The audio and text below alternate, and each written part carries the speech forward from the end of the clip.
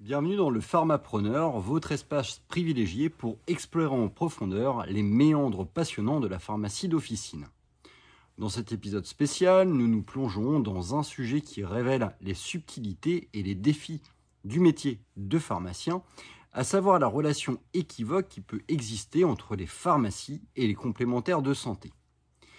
Imaginez-vous, chaque jour, des milliers de transactions, de données, de flux invisibles mais cruciaux circulant entre des pharmacies et des complémentaires de santé.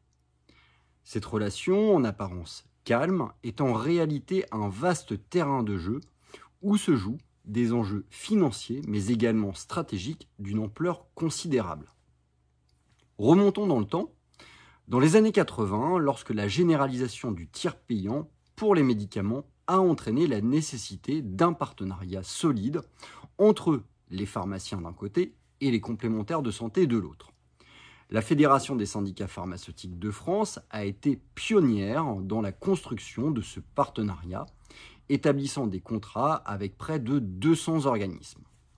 Ainsi est né le système Réseau Pharma, une structure essentielle pour gérer le flux complexe de données entre ces différents acteurs.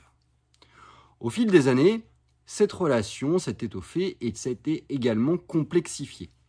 Si autrefois les complémentaires de santé tentaient d'imposer leur volonté aux pharmaciens, un équilibre des forces s'est peu à peu instauré. Les pharmaciens ont gagné en influence, participant activement aux négociations conventionnelles avec des instances telles que l'UNOCAM. Pourtant, malgré ces avancées, des défis persistent. La vérification des droits reste un point crucial. Si la norme Visiodroit, que l'on voit apparaître dans de nombreux logiciels actuellement, offre des perspectives prometteuses, des améliorations sont nécessaires pour garantir son efficacité à grande échelle. Des partenariats émergent, tels que celui entre la FSPF et Santé Pharma, pour renforcer ces outils et surmonter ces défis.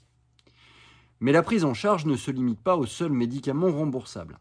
Des initiatives audacieuses voient le jour, comme le dispositif TP Santé, qui prévoit notamment une prise en charge des produits non remboursables. Une démarche qui suscite des débats. Faut-il notamment étendre la prise en charge à tous les produits ou faut-il la cibler pour répondre aux besoins réels des populations les plus vulnérables ? En parallèle, une tendance inquiétante émerge. La financiarisation du secteur de la santé. L'entrée de certaines mutuelles au capital de groupements de pharmacies soulève des questions sur l'indépendance des officines. Une inquiétude qui est partagée par des sénateurs qui ont lancé une mission d'information sur le sujet et dont les résultats sont attendus avec impatience. Voilà pour ce voyage dans les coulisses de la relation entre pharmacie et complémentaires de santé. Restez connectés sur le Pharmapreneur, votre podcast pour de nouvelles explorations passionnantes du monde fascinant de la pharmacie d'officine.